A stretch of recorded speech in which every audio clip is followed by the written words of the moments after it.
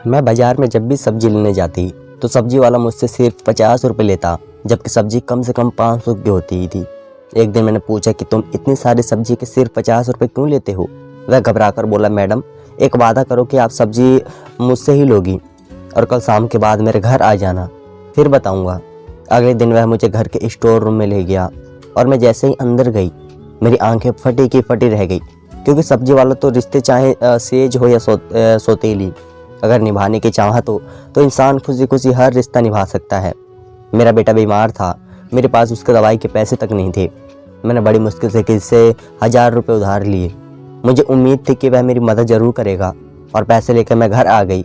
मैंने पहले तो यह सोचा कि बच्चों को डॉक्टर के पास लेकर जाऊंगी, लेकिन फिर ख्याल आया कि खाली पेट दवाई असर नहीं करती, तो फिर खाली पेट दवाई खाने का कोई फ़ायदा ही नहीं होगा। और मेरे पास वही 1000 रुपये थे जिससे मुझे अपने बच्चों को खाना भी खिलाना था और उनकी दवाई का इंतज़ाम भी करना था। पहले बच्चों के खाने का सोचकर मैं बाज़ार गई, सब्ज़ी वाले से सब्ज़ी खरीदी। वही 1000 रुपये मेरे पास थे और डरते डरते मैं उन पैसों से में से 500 का नोट उसे दिया कि ना जाने कितनी महंगी सब्ज़ी होगी, लेकिन उस सब्ज़ी वाले ने मुझसे 430 रुपये वापस कर दिए। जब घर आकर मैंने पैसे गिने तो मुझे लगा कि उसकी गलती हो गई है, क्योंकि उसके पास बहुत भीड़ थी। मेरे दिल ने कहा कि वह बहुत गरीब आदमी है, वापस जाकर उसे उसके पैसे दे दूं, लेकिन दिमाग ने कहा शायद यह भगवान की तरफ से मदद है, पहले जाकर बच्चों की दवाई ले आती हूँ। मैं खुशी खुशी अपने बच्चों को डॉक्टर के पास लेकर गई और दवाई लेकर अपने बच्चों को खाना खिलाकर सुलाने के बाद मैं उसे सब्जी वाले के बारे में सोचने लगी कि ना जाने बाद में उसे अपनी गलती का एहसास हुआ होगा तो वह कितना पछता रहा होगा। मेरे पास कुछ पैसे बच गए थे। मैंने दिल में सोच लिया कि सुबह सवेरे ही जाकर उसे बाकी के पैसे वापस दे दूंगी और अगर काम पड़े तो उसे बता दूंगी कि बाद में मैं तुम्हें दे सकती हूँ। यकीनन मैं मान जाएगा, लेकिन मुझे क्या मालूम था कि उस सब्जी वाले की गलती नहीं थी, बल्कि शायद मेरी गलती थी। मेरा रिश्ता एक गरीब घर से था। मेरे पापा शराबी थे, मेरी मम्मी माँ लोगों के घरों में काम करती थी।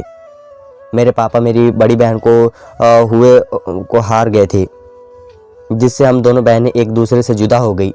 मैं बड़ी मुश्किल से कि मैंने अपने पापा की बुरी नज़र से बच सकूं, लेकिन होने को कौन टाल सकता है। आखिरकार जब मैं 16 साल की हुई तो मुझे मेरे पापा जुए में हार गए और फिर मैं शादी होकर अपने पापा जैसे ही एक शख्स के घर में आ गई थी।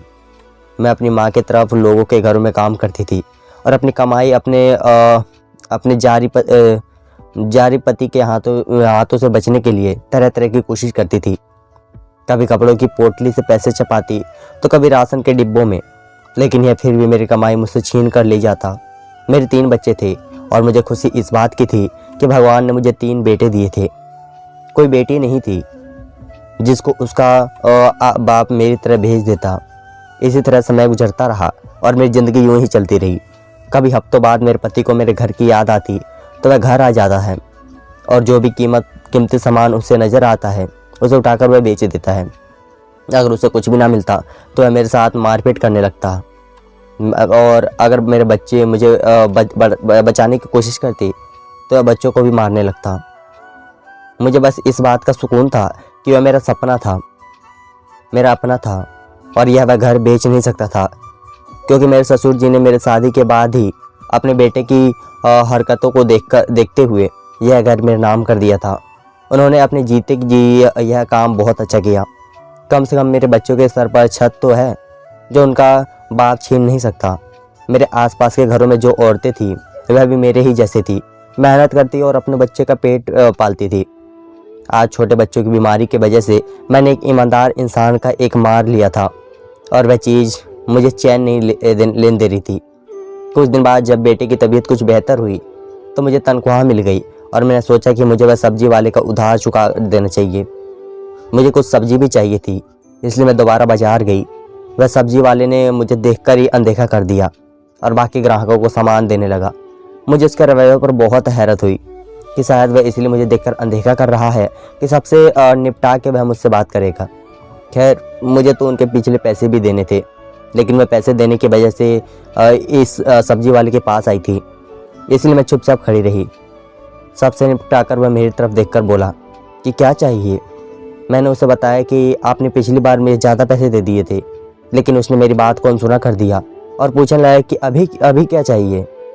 मैंने काफ़ी सब्जियों से बात की थी। वह तने लगा। फिर सब्जियां तोड़ने के बाद मैंने उससे पूछा कि कितने पैसे हुए।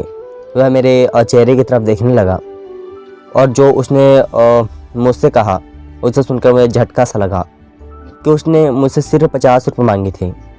मुझे लगा कि उससे गलती हुई है, इसलिए मैंने 500 का नोट निकाल कर उसे दे दिया। लेकिन उसने 50 से काट कर बाकी के साढ़े 400 रुपये वापस दे दिए। और जब मैं उससे कहा कि सब्ज़ी तो बहुत महंगी है, तो उसने मेरी बात काट कर दूसरे ग्राहक की तरफ लग गया। मैं हैरान होकर घर वापस आ गई और फिर यह रोज़ का ही हो गया था। मैं जब भी उस सब्ज़ी वाले की दुकान पर पड़ जाती तो जितने रुपए की भी सब्ज़ी लेती वह मुझसे केवल 50 ही लेता था। कभी कभार तो सब्ज़ी 200 से 300 तक की होती थी, लेकिन वह मुझसे 50 रुपये ज़्यादा नहीं लेता था और हमेशा इंतज़ार करता कि सारे ग्राहक जाएं या पहले वह मुझे सब्ज़ी दे देता कि मुझे सब्ज़ी देने के बाद सबको सब्ज़ी देगा, ताकि किसी को मालूम ना हो सके कि इतनी सारी सब्ज़ी वह मुझे केवल 50 रुपये में दे रहा है। शुरू में तो मुझे यह बात बहुत अजीब लगी थी। यह सब्ज़ी के पैसे की बचत से मेरे घर की बहुत सी ज़रूरत है पूरा होना शुरू हो गई, तो मैं भी हमेशा सब्ज़ी लेने के लिए उसी के दुकान पर जाना शुरू कर दिया। कम से कम 3 महीने हो चुके थे। मैं रोज़ाना सब्ज़ी लेकर जाऊं या हफ्ते में 1-2 बार जाऊं। मैं जब भी जाती तो वह मुझसे 50 रुपये लेता था और अच्छी वाली सब्ज़ी निकाल कर देता। मैं अपने आसपास मौजूदा किसी को भी इस बारे में नहीं बताया था, क्योंकि वह किसी को भी यह सबसे कम पैसों में नहीं देता था और मैं कोशिश करती कि बार बार उसके पास ना जाऊं। लेकिन उसके सब्ज़ी के बचे हुए पैसे से मैंने अपनी बहुत सी ज़रूरत पूरी करना शुरू कर दी थी और मैं अपने एक बेटे को सरकारी स्कूल में पढ़ाने भी डाल दिया था। इसलिए मुझे इससे ही सब्ज़ी लेनी पड़ती, क्योंकि किसी और की दुकान से लेने से मुझे सारे पैसे देने पड़ते, जो कि मैं दे नहीं सकती थी। मैं हमेशा यह सोच कर जाती कैसे ज़रूर पढ़ूंगी, पूछूंगी कि 50 रुपये का क्या मामला है और मुझे यह सबसे इतने कम पैसे क्यों देता है। लेकिन उसके लिए ज़रूरी था कि उसकी दुकान पर कोई ग्राहक ना हो। लेकिन जब भी मैं जाती उसके दुकान पर ग्राहक होते थे। कई मेरे सब्ज़ी खरीदने के दौरान आ जाते तो कई पहले से ही मौजूद होते थे। मुझे इससे बात करने का मौका नहीं मिलता था। इस सारे मामले में उसका कोई गलत मकसद होता तो मैं एक औरत भी मुझे अंदाज़ा हो जाता उसकी गलत नीयत का ऐसा, लेकिन उसका ऐसा कोई इरादा नहीं था, क्योंकि वह मुझे नज़र उठाकर भी नहीं देखा था, क्योंकि वह किसी औरत को नज़र भरकर भी नहीं देखा था और यह बात उसकी शराफत की दहलीज थी। सवाल यह था कि अगर वह मेरी गरीबी की वजह से तरस खाकर मेरी मदद करना चाहता है, तो ऐसे तो बहुत लोग थे जिनको मदद की ज़रूरत थी। तो उन लोगों तो ऐसे भी थे जो 2-3 दिन तक भूखे रहते थे। तो वह उन लोगों की मदद क्यों नहीं करता, मेरी मदद क्यों करता है? यह बात मुझे सोचने पर मजबूर कर रही थी और मेरे हर सवाल पर सिर्फ सब्जी वाले के पास ही जवाब था, लेकिन मुझे उससे बात करने का मौका नहीं मिल रहा था। एक दिन जिस घर से मैं काम करती थी वहाँ पर कोई बहुत बड़ी दावत थी। मालिक ने मुझे कहा कि मैं बाज़ार से सब्ज़ी लेकर आऊँ और राम सिंह की मदद करूँ। मेरे कदम खुद ब खुद उस दुकान की तरफ बढ़ने लगे। मैं सोच लिया कि आज तो अच्छी खासी सब्ज़ी चाहिए, जो कम से कम 2 से 3 हज़ार रुपये तक की होगी। आज सब्ज़ी वाला क्या करेगा? मैं सारी सब्ज़ी जब तोड़वाई तो मुझे उसके चेहरे पर हैरत नज़र आई, लेकिन फिर उसने खामोशी से सब्ज़ी तोड़नी शुरू कर दी और जब पैसों की बारी आई तो उसने हाथ में 5,000 दे दिए, जो मुझे मालिक ने दिया था। लेकिन हमेशा की तरह जब उसने 5,000 के नोट में से 50 काट कर सारी बाकी रकम मुझे वापस करने लगा, तो मैंने उससे कहा कि यह सब सब्ज़ी अपने मालिक के लिए लेकर जा रही हूँ। उसने हैरत चेहरे पर मुस्कुराहट आ गई और उसने सारी सब्ज़ी के पैसे काट कर 2,000 मुझे वापस कर दिए। तो मुझे यकीन हो गया कि वह सिर्फ मुझे ही सबसे कम पैसों में देता है। उसके दुकान पर उसी समय से कुछ ग्राहक मौजूद थे, इसलिए मैं उससे सवाल न कर सकी। उसी दिन तो मैं सारा दिन दावत में लगी रही और उसके अगले 2 दिन तक मुझे टाइम नहीं मिल पाया कि मैं सब्ज़ी वाले की दुकान तक जाऊं। कुछ दिनों के बाद जब मैं उसकी दुकान पर गई तो उसके साथ एक लड़का भी मौजूद था और वह वहाँ पर काम कर रहा था। हमेशा की तरह उसने मुझसे 50 रुपये सब्ज़ी दी, लेकिन उस लड़के की वजह से मैं कोई सवाल न कर सकी। कुछ दिन बाद मैं दोबारा दुकान पर गई तो वही लड़का था। वह खुद दुकान पर मौजूद नहीं था। मैं कम पैसों में सब्ज़ी लेने की आदी हो चुकी थी। मुझे हैरत हुई जब लड़के ने मुझे सारी सब्ज़ियाँ 50 रुपये में दे दी। जब मैं उस लड़के से सवाल किया, मैंने जब उस लड़के से सवाल किया तो उसने मुझे 85 ही रुपये क्यों लिए। तो उसने बताया कि यह बात तो उसे खुद समझ नहीं आ रही थी कि उसे दुकान के मालिक ने उसे यह बात क्यों कही थी, क्योंकि वह तो सिर्फ मालिक का कहना पूरा कर रहा था। दुकान के मालिक ने उससे कहा था कि मैं जब भी यहाँ हूँ, किसी भी समय कोई भी चीज़ लूँ तो 50 रुपये लेना। मैं आज भी सब्ज़ी तोल कर उसकी कीमत 300 जितनी थी, लेकिन उसने मुझसे 50 रुपये लिए। मैंने उससे पूछा कि अब तो मैं और भी ज़्यादा हैरान में पड़ गई थी और मुझे अपने सवालों की जवाब भी चाहिए था, क्योंकि वह अक्सर दुकान पर वह लड़का हुआ करता था और वह सब्ज़ी वाला खुद नहीं होता था। सब्ज़ी तो मुझे वैसे ही मिल रही थी और अच्छी ही मिल रही थी, लेकिन मुझे मेरे सवालों के जवाब नहीं मिल रहे थे। उन दिनों यह हुआ था कि उन दोनों बड़े स्कूल जाना शुरू कर दिए थे और मुझे अच्छे भविष्य की उम्मीद नज़र आ रही थी, और यह सब उसी कम सब्जी की वजह से मुमकिन हुआ था, क्योंकि उससे पहले तो मैं सिर्फ बच्चों के 2 वक्त की रोटी पूरी करने के लिए सोचती रहती थी। लेकिन जब मेरे पास बचत के कुछ पैसे आना शुरू हुए तो मैं उनकी पढ़ाई के लिए भी सोचना शुरू कर दिया था। अब मुझे कुछ उम्मीद नज़र आ रही थी, मेरे बच्चे पढ़ लिख कर किसी मुकाम पर पहुंच जाएंगे और शायद मेरी ज़िंदगी अब ख़त्म हो जाएगी। अब यह सिलसिला चल पड़ा तो मैं ज़्यादा पढ़े लिखे तो नहीं थे, लेकिन हिंदी किसी हद तक पढ़ लेते थे। इसलिए अपने तरीके से मैं सब्ज़ी का हिसाब लिखवाना शुरू कर दिया, और वह इसलिए कि मेरे दिल में यही ख्याल था कि कभी ज़िंदगी में मेरे पास इतने पैसे हुए तो सब्ज़ी वाले का सारा उधार एक बार में ही चुका दूंगी। सब्ज़ी वाले का यह राज मैंने अपने बच्चों को भी नहीं बताया था, क्योंकि बच्चे बात करते हुए अक्सर अपने दोस्तों से कह देते तो मेरे लिए मुश्किल खड़ी हो जाती, क्योंकि सबसे पहली बात तो मेरे किरदार पर आ जाती। और मैं गरीब ज़रूर थी, लेकिन बस किरदार नहीं थी। लेकिन यह बात तो कोई ना कोई समझता, और यह मुझसे सवाल करने लगता कि वह इतने कम पैसों में तुम्हें सब्ज़ी क्यों देता है। इस सब मामले को लगभग 7-8 महीने हो चुके थे और अभी तक मैं उस बंदे से सवाल नहीं कर सकी थी। और आखिरकार एक दिन मुझे मौका मिल ही गया। मैं शाम को देर से काम पर से आ रही थी, इसलिए सब्ज़ी लेने में देर हो गई। उसी वक्त दुकान पर सब्ज़ी वाला खुद मौजूद था। वह दूसरा लड़का आज नहीं था और कोई लड़का भी नहीं था। मैंने जाति के साथ ही उससे सवाल किया कि तुम यह सब्ज़ी ₹50 में क्यों देते हो, और उसकी वजह क्या है कि तुम मेरी इस तरह से मदद कर रहे हो। तो उसने मुझसे कहा कि मुझे सिर्फ यह बताओ कि क्या इस वजह से तुम्हारी किसी तरह की मदद हो सकती है। तो मैंने उसे बताया कि मैं अपने दोनों बच्चों का स्कूल में एडमिशन करवा दिया है और घर के बहुत से छोटी मोटी चीज़ मैंने ले ली है जो पति की नज़र से बचा कर रखी है। उसने कहा कि मैं यही चाहता हूँ कि तुम्हारी मदद हो जाए। आज तक मैं तुम्हारी तरफ गलत नज़रों से कभी नहीं देखा, और यह बात तुम भी जानती हो। मेरा मकसद सिर्फ तुम्हारी मदद करना था, लेकिन मेरा सवाल तो वहीं था कि अगर मैं मदद करना चाहता था तो वहाँ पर बहुत से लोग हैं जिनको उसकी मदद की ज़रूरत है, क्योंकि जिस जगह पर उसकी दुकान है उसके आसपास हम गरीब लोग ही रहते थे। वहाँ तो सभी गरीब थे, तो वह मेरी मदद ही क्यों करता था। अगर मैं यह सवाल उससे करती तो वह घबरा गया और रो कर कहने लगा कि आपका सवाल का जवाब मेरे पास है, लेकिन मैं देना नहीं चाहता। मैं जब उससे जिद की तो वह मेरे सवाल का जवाब दिया, मैं उसे सब्ज़ी नहीं खरीदूंगी, तो वह और ज़्यादा परेशान हो गया। उसने मुझसे वादा कर लिया कि वह मुझसे मेरे हर सवाल का जवाब देगा, लेकिन सब्ज़ी हमेशा मेरे ही दुकान से लूँगी। मैंने उससे वादा कर लिया, तो उसने कहा कि कल शाम के बाद मैं उसके घर आ जाऊं, मुझे मेरे हर सवाल का जवाब वहीं पर मिल जाएगा। लेकिन मैं उसके घर नहीं जाना चाहती थी। उसने जल्दी मुझे अपने घर का पता बताया और मैं उसके घर आने से इनकार कर दी, और मुझे सारे सवालों का जवाब इधर ही देते। लेकिन उसी वक्त दुकान पर एक और आदमी आ गया और मुझे खामोश होना पड़ा। मैंने उसी समय तो वह सब्जियाँ उठाई और अपने घर वापस आ गई। लेकिन जब मेरी सारी रात इसी फिक्र में गुजरती, या फिर उसने मुझे बुलाया क्यों है, और वह भी शाम के बाद, और अगर मैं नहीं गई तो शायद और सारी उम्र जवाब ना मिल सकूंगी, और अगर चली गई तो मेरे साथ वह ना जाने क्या करते, क्योंकि मर्द का क्या भरोसा। मेरी ज़िंदगी में आने वाले तो सारे मर्द ऐसे ही मिले थे। सिर्फ ये सब्जी वाला मुझे कुछ ठीक लग रहा था, लेकिन उसने मुझे अकेले अपने घर पर क्यों बुलाया था। सारी रात सोचने के बाद मैंने फैसला किया कि मुझे एक बार तो जाना ही चाहिए, और ना ही मैं इतनी कमज़ोर हूँ कि अगर मेरे साथ कुछ गलत करने की कोशिश करेगा तो मैं खुद को बचा नहीं सकूँगी।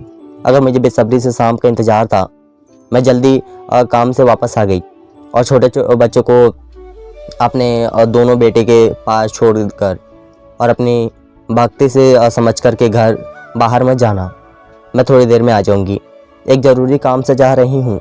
मैं अपने कुत्ते के अंदर एक छोटी खड़ी को छुपा लिया और घर की तरफ चलती। और खड़ी मैंने इसलिए रखी थी कि मुसीबत में काम आ सकेगी, ज़रूरत पड़ेगी तो जैसे मेरे कदम उसके घर की तरफ बढ़ रहे थे, वैसे वैसे मेरी धड़कनें बढ़ती जा रही थी। उसके घर के दरवाजे पर पहुंचकर एक बार तो दिल ने कहा कि पलट जाऊं, तो जैसे चल रहा है वह वैसे ही चलने दो। मुझे क्या ज़रूरत है सवाल करने की, मेरी तो ज़रूरत है अब पूरी हो रही है। मेरे बच्चों को खाना भी मिल रहा है, मैं उनकी अच्छी पढ़ाई भी हो रही है और मेरे घर की ज़रूरतें भी पूरी हो रही है। मुझे इस रात को राजी रहने देना चाहिए, लेकिन मेरे अंदर की आत्मा मुझे चैन नहीं दे रही थी और बार बार मेरे अंदर यह बात आती कि एक बार अंदर जाइए। उसके बाद मैंने दरवाज़ा खटखटाया। दरवाज़ा खटखटाने के बाद मेरे दिल और तेज़ धड़कने लगा और मुझे यहाँ आने का फैसला गलत लगने लगा। उसके पहले कि मैं यहाँ से पलट जाती, दरवाज़ा खुल गया और मेरे दरवाजे पर सब्जी वाले की सूरत नज़र आई। मुझे दरवाजे पर खड़ा देखकर उसके चेहरे पर मुस्कुराहट नज़र आने लगी और उसने मेरे अंदर आने के लिए कहा। जब मैं यहाँ तक आ रही थी तो आगे मुझे हिम्मत करनी थी। मैं डरते डरते घर के अंदर कदम रखा और बाजू के अंदर छुपी हुई छड़ी पर अपनी पकड़ बना ली। जब मैं अंदर कदम बढ़ाए अंदर जाते ही उसने तुरंत लाइट जला दी और रोशनी होते ही मेरी चीज़ पर एक मेरी नज़र पड़ी। मैं एकदम से चौंक पड़ी। मुझे यूँ लगा कि जैसे कमरे की छत मेरे सर पर आ गई। जब मेरे पति के हाथों मैंने मेरे माता पिता ने भेजा था, उसके बाद से मेरे माता पिता से कोई संबंध नहीं था। मुझे नहीं पता था कि मेरी माँ बहन या माता पिता किस हाल में हैं और मैं तो यह समझ लिया था कि वह मेरे लिए मर चुके हैं और कहीं भूलकर भी उनके बारे में नहीं सोचता है। कभी कभी मुझे मेरी माँ का ख्याल आ जाता था, लेकिन शादी के 3 साल बाद ही मेरी माँ को भी मेरे पिताजी किसी वजह से हुए जुए में हार गए थे और उसके बाद कुछ पता नहीं। उन सबको मार हुआ। मानने के बाद मैं तो कभी सोच भी नहीं सकती थी तो उसने सामना होगा। स्टोर के बिस्तर पर मुझे अपने पिताजी लेटे हुए नजर आए और मुझे उन्हें देखकर और ज़्यादा नफरत का एहसास हुआ कि हम लोग जिस हाल में भी हैं सिर्फ उसी आदमी की वजह से हैं। लेकिन उनकी हालात इतनी ख़राब थी कि उनसे तो नफ़रत भी नहीं कर सकती थी। मेरे पीछे मौजूद सब्जी वाले ने मुझसे कहा कि आपने इनको पहचाना। मेरे तो जुबान बंद हो चुकी थी। मैं उससे क्या जवाब देती। मेरी हालात देखकर उसने कहा कि यह आदमी आपके पिताजी हैं, सिर्फ आपके नहीं बल्कि मेरे भी। मैं आपका भाई हूँ। और यह सुनकर मुझे तो आश्चर्य हुआ कि बहुत बड़ा झटका लगा। ऐसा कैसे हो सकता है? यह आदमी मेरा भाई कैसे हो सकता है? क्योंकि हम तो सिर्फ 2 ही बहनें थे। मुझे तो लगा था कि आज इतनी बड़ी बिजली गिरने के बाद और इसके अलावा कोई और झटका से सह नहीं पाऊंगी। मैं आगे बढ़ी और पिताजी के हालात देखी तो मेरी आंखों में आंसू आ गए। उनको पुलिस का अटैक हुआ था और वह जुबान से बोल नहीं सकते थे, हाथ भी नहीं हिला सकते थे, सिर्फ मुझे देखकर रो रहे थे। मैंने उस सब्जी वाले से जो कि मेरा भाई था उससे पूछा कि यह सब क्या है, तो मेरा भाई कैसे हो सकते हैं? हम तो 2 बहनें थी। और फिर यह तुम्हारे पास कैसे? उसने मुझे बताया कि मेरी शादी के 1 साल बाद ही मेरी माताजी को एक बार जुए में हार गए थे। लेकिन हमें जुए में हारने से पहले उन्होंने खुद एक औरत को जुए में जीता था, जिसने वह अपने घर पर तो नहीं लेकर आए थे, एक और जगह रखा था। सब्जी वाला इस औरत से मेरा भाई था। उसके जन्म देते हुए वह औरत मर गई और भगवान का करिश्मा तो देखा, जिसकी वह बहन थी और उसी के हाथों मेरे माताजी का दोबारा विवाह हुआ। मेरी माँ ने ही उसकी परवरिश की थी और उसे अच्छे बुरे की समझती थी।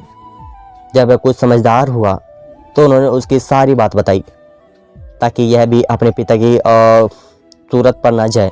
और 3 साल पहले ही हमारी माँ का देहांत हो चुका है।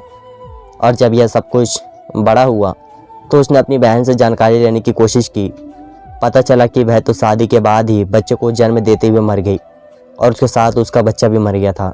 अब इस दुनिया में उसके रिश्तेदार थे, एक बहन और एक पिता। उसने हम दोनों के बारे में जानकारी हासिल करने की कोशिश की और उसके साथ ही पढ़ाई न करने की वजह से वह कोई नौकरी भी नहीं कर सकता था, इसलिए सब्जी का ठेला लगाना शुरू कर दिया। वह मेहनत से दिल लगाकर काम करता था और उसकी इज्जत भी बहुत ही समाज में थी। एक दिन उसको पिताजी मिले और जिस हालात में वह उसे मिले उस पर उसे तरस आ गया और वह उन्हें अपने घर ले आया। और अब वह पिताजी को देखकर ही लिए ही उसके दुकान पर लड़का रखा हुआ था, क्योंकि वह पिताजी के पास घर पर खुद ही रुकता था, क्योंकि पिताजी से बोला भी नहीं जा रहा था और ना ही कुछ जो कि बोल भी नहीं सकता था और ना ही कुछ खा सकते थे। और मेरे बारे में उसने जानकारी हासिल की। मेरे बारे में जानकर उन्हें बहुत दुख हुआ, इसलिए अपने हिसाब से मेरी पूरी मदद करने की कोशिश की।